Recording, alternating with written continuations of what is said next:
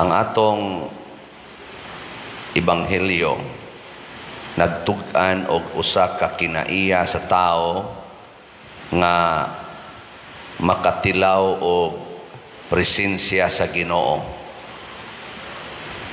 Unsa may mahitabo,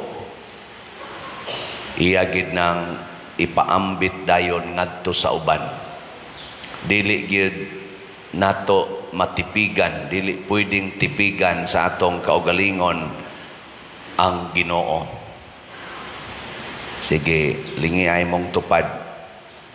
Na taod-taod naman yung kang nagpaabot kaya wa din mo sugod ang misa. Nana kay Ginoo diha. Sige na, ing na ba? Ing na kay Ginoo. Ngano man mo mulingi. Kay sama ni Maria pagkasinati gid niya nga ang Ginoo ni sud na niya naa na siyang kasing-kasing ni bakta siyang porting layua aron pagpaambit ni ini ngadto sa iyang igagaw nga si Isabel. Nya si Isabel sad naa say Ginoo diha niya kay napuno man siya sa Espiritu Santo, gipaambit sad niya ngadto ni Maria ang maong kalipay. Iya sang gidaig og maayo si Maria. Kaning atong maghimaya ka Maria, ang mga wording sana gitudlo na sa Espiritu Santo ngadto kang Isabel. Mo nang niingon siya diri, bulahan ka sa tanang mga babae, bulahan ang bata nga imong ianak. Ipambit ba? Muna din sa atong kinabuhi nga mga magtotoo, kanus aman ta mag-inambitay as community. Kanus aman. Wa mo kibaw. Ang pinaka number 1 og di gyud nato pwedeng untang kanibang palabyon kada semana kini gyung santos nga misa. Dinhi tadapita mag-abot, nindot unta nga ang mag-abot sa misa pulos nakasinati o Ginoo didto sa tagsa-tagsa kapanimalay. Una, importante kaayo nga manganhis misa na ay Ginoo. Nga naman, di na ta mahadlok mo paduol sa Ginoo. Karon may man ron kay misa di Galyo daghan kayong tao mag-ilog man tang itag lingkuranan, mapuno gyud tanang lingkuranan, pero kasagaran nato ug wa lang gid na mga asirits wa nang uban adto gyud layo. Di gyud mo paduol ba? Ngano man, klaro kayo nga wa magdag Ginoo sa ilang kasing-kasing kay magdag Ginoo mo paduol gina siya ngadto siyang isig ka tawo, dili mo palayo. Nya asa man ang Eucharistia diha sa tagsa-tagsa kapanimalay, naa sa inyong common meal.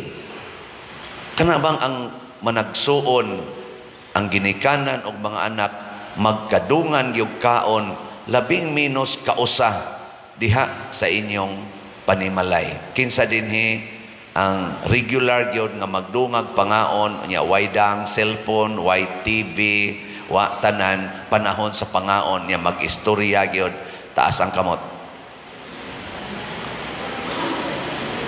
Tulo ka kamot ang akong nakita, kaluoy sa pamilyang di na magdungag kaon. Mao na ang resulta, dili na magkaabot ang atong mga pangandoy, di na magkaabot ang atong mga kalipay.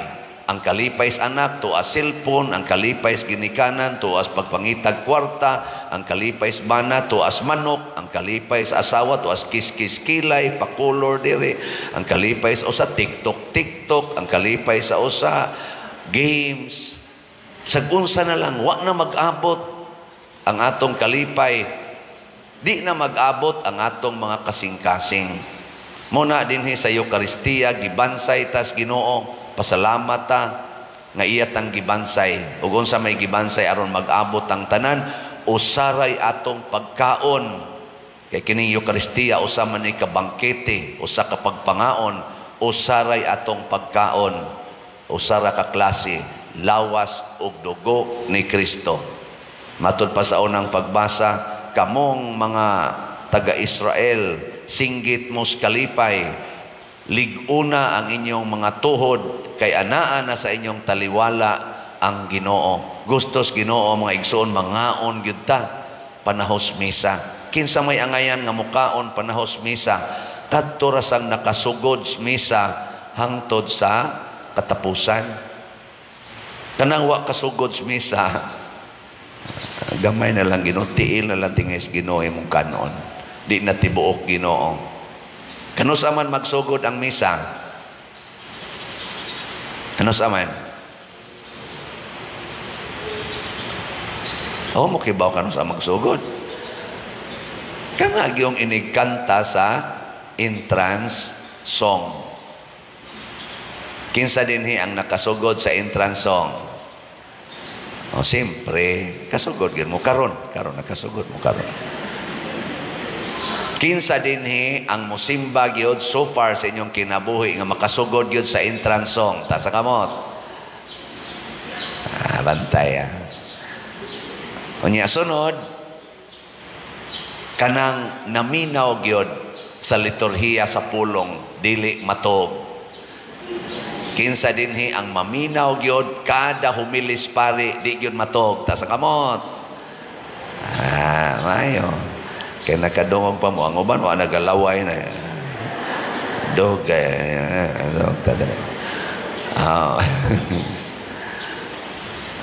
Unya, ang ikatulo, kadtong muhog yun kolekta. Dunay gihalad.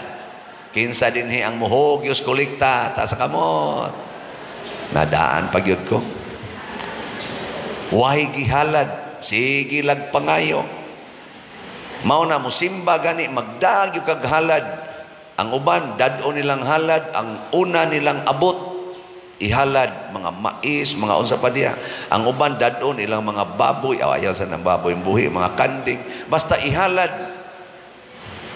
Kay nga naman atong pasalamat masanis Ginoo, kay ang lain na sang meaning sa Eucharistia, thanksgiving. Munang naata din ni tree of gratitude and petitions, pangamuyo o paghalad. Halad kita. Ang di mo halad panahos misa, na miligro na nga wa ka apil sa misa. Niya lain sa nimong paghalad, kining atong pagpamalit og slots. Kinsa ninyo dinhi ang nakapalit nag sitiyo? Ta sa kamot. Sitiyo ba? Slot. Hala. Kusog kay mo request og paayos inyong balay, nya wa gyud mo dinhi mo kuan. Kus mo reklamo gani mo di mo tagaag bugas inig panghatag kunya di mo mopalit og kuan. Sitiyo. Tanawa unsa gitag batasan. Kinsa man ang taong angayan mo kalawat sa Ginoo, ang walay sala. Kanus aman taway sala, basta mangumpisal ta na bunyagan ta. Wa gani kay kumpisal-kumpisal, hala pangumpisal gyud. Mulapas na gani kag usa ka tuig nga wa ka kumpisal, di na kaangayang mukaon panahon sa misa. Kaysa kuan pa ka, sa kutsara pa ka, puno na kas hugaw, way hugas-hugas, niya siging kaon, ganahan mo mo kaon gamit ang kutsara nga purting hugawang. Ganahan mo, dili. Kanang usa ka tuig, wa gyud siya mahugasi ba? Mo gamit mo? Or ganahan mo mo gamit sa inyong kamot nga usa ka tuig, wa gyud mahugasi, way hunaw-hunaw usa ka tuig, mukaon mo kinamot. Di oy bisag kung sa kalimpios pagkaon, basta ang gigamit nimo pagkaon hugaw, di pwede. Muna ato ginang hinumduman nga manglimpyo ta, mangandam ta. Muna panahon sa itong pagtambong sa misa, kinahanglang andam ta. Si Maria naghatag og kalinaw, kay dili lang siya andam, ni kaon siya Ginoo sa iyang hunahuna o sa iyang bakba. Iyang gikaon ang Ginoo og nahimo ang Ginoo nga buhi diya siyang kasing-kasing. Naiuban nato maglalis asa man ta mukaon sa Ginoo, kamot o bakba. Di na mao'y isyo magluhod ba o magbarog. Di na mao'y isyo. Ang isyo sa pagkaos Ginoo ang atong kasing-kasing. Andam ba? Magunsa man og sige kag luhod unya imo pag yung kaon bakba, pero kusog kay kang mangaway sa imong isig katao nga mukalawat pinaagig kamot. Kusog kay kang manaway hasta pare imo pang sawayon kay sayop na siya. Pastilan. Kada lang imong pagpanaway, kanang pag-ingon nimo nga dili na pwedeng kanon ang Ginoo pinaagig kamot. Ang imong yung gusto kay parehas gid nimo nga bakba gyud, nya magluhod gyud, usa na kadako kaayong panamastamas sa kinaiyas Ginoo. Ngano man bisag unsa pay posisyon nato maghigda, maglingkod sama ang mga masakiton atong pakalawaton gahigda, usahay galingkod, usahay gatiki, gaagas panglaway atong pakalawaton, dili kamot, usahay o kadaghanan gyud bakba pero galaway. Pero ang Ginoo di mahadlok musod ana basta ang kasing-kasing way sala. Sige, lingi imong tupad. Inaandam na kang mukao Ginoo. Sige. Andam. Kung wa mo maandam karon, pangitag paaging makakumpisal sunod misa. Pero mintras tanto karon ug wa kay mortal sin, pangayog gracias Ginoo. Pangayog pasaylos Ginoo mo na ang misa sugod sa sinugdanan hangtod Dios katapusan dayon ng kalawat na aginang pagpangayog pasaylo. Ang katapusan natong pangayog pasaylos Ginoo, kordero sa Dios, maluoy ka, kordero sa Dios, tagai may kalinaw. Nya sunod pa gyud punan pa gyud Ginoo dili ko angay nga mokalawat kadimo apan ipamulong lamang og mamaayo ako. Himuo nato na nga kinasing-kasing ug ang Ginoo mosud na nato. Nya moingon dayon ka, Lord maningkamot na gyud ko ron, mangumpisal na gyud ko.